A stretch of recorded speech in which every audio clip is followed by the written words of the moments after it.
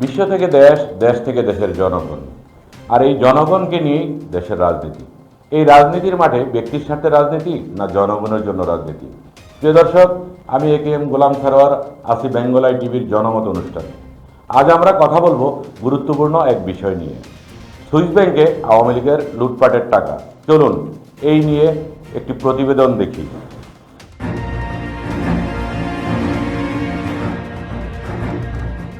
বাংলাদেশকে অস্থিতিশীল করার ষড়যন্ত্রের টাকা এবার ধরা খেল সুইস ব্যাংকে। অতীত আওয়ামী লীগ সরকারের লুটপাটের টাকা শুধু বাংলাদেশে না, পৃথিবীর বিভিন্ন দেশেও ধরা পড়ছে। দুবাই, সিঙ্গাপুর, কানাডা, আমেরিকা, লন্ডনের পর এবার সুইস ব্যাংকেও ধরা খেল আওয়ামী দোসরদের টাকা। সুইস সিক্রেটস নামে বহুল পরিচিত অনুসন্ধানী প্রতিবেদনের তথ্যে বাংলাদেশের অংশের নথি পর্যালোচনা করে ব্যাংকটিতে বাংলাদেশের ৮ পরিবারের প্রায় ৩,৬০০ কোটি টাকা জমা থাকার তথ্য পাওয়া গেছে। অনুসন্ধানে দেখা গেছে ব্যাংকটিতে এসব পরিবারের অন্তত ৬৮টি অ্যাকাউন্ট রয়েছে।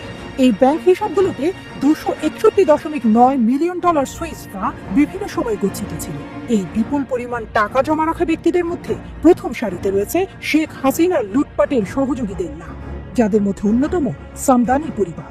এই পরিবারের সদস্যদের মধ্যে রাজীব সামদানি, তার স্ত্রী নাদিয়া সামদানি, ছোট ভাই মেহেদি সামদানি সুইস ব্যাংকে ১,০০০ কোটি টাকার বেশি গচ্ছিত রেখেছেন। এ নিয়ে মানব জমিন পত্রিকায় সাংবাদিক জুলকারনাইন সাইর ও শরীফ রুবেলের একটি প্রতিবেদন প্রকাশিত হয়। প্রতিবেদনে বলা হয়, প্রতি বছর ঢাকা আর্ট সামিটের নামে দেশি বিদেশি শত কোটি টাকার শিল্পকর্ম প্রদর্শন করে সামদানি আর্ট ফাউন্ডেশন। গত ১৫ বছর আওয়ামী লীগ সরকারের প্রভাবশালী নেতা, এমপি, মন্ত্রীদের বাসায় শোভা পাওয়া কোটি কোটি টাকার দুর্লভ শিল্পকর্মে সরবরাহ ছিলেন এই রাজীব সামদানি। এছাড়া পতিত শেখ হাসিনার বাসভবন, গণভবন, ধানমন্ডির ৩২ নম্বর এবং শেখ রেহানার বাড়িতেও রাজীবের সরবরাহ করা প্রায় ১,০০০ কোটি টাকার শিল্পকর্ম ছিল। তিনি প্রতিমন্ত্রী নজরুল হামিদ বিপুর ঘনিষ্ঠ বন্ধু। অনুসন্ধানে জানা গেছে, সুইস ব্যাংকে সামদানি পরিবারের মোট ১১টি ব্যাংক হিসাব রয়েছে। এসব ব্যাংক হিসাবে ৫,৬১,৪২,৭৭১ সুইস ফ্রাঙ্ক গচ্ছিত আছে। বাংলাদেশি টাকায় যার পরিমাণ ৭৫৭,৯,৯,৭৪,০৮৫ টাকা।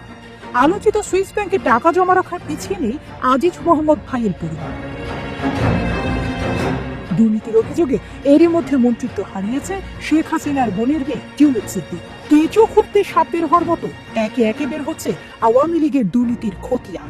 জনগণের প্রত্যাশা, বাংলাদেশ থেকে পাচার হওয়া লুটপাটের টাকা যদি এদেশে আবার ফেরত আনা যায়, তাহলে নতুন নতুন ক্ষেত্রে বিনিয়োগ করা যাবে। এর পাশাপাশি দেশকে অস্থিতিশীল করার আওয়ামী ষড়যন্ত্র মোকাবেলা করা যাবে।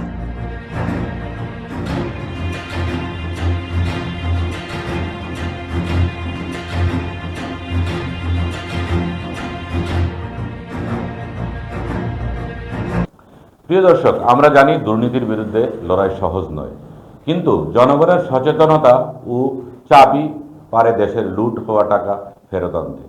বাংলাদেশের জনগণ কি এই বিষয়ে সোচ্চার হবে? আপনার মতামত কমেন্ট বক্সে জানান এবং আমাদের ফেসবুক ও ইউটিউবে মতামত দিন। আজকের জনমত এখানেই শেষ করছি। আমি AKM গোলাম সারোয়ার, বেঙ্গল টিভির পক্ষ থেকে সবাইকে শুভেচ্ছা। দেখতে থাকুন জনমত প্রতিদিন রাত ৯টায়। আল্লাহ হাফেজ।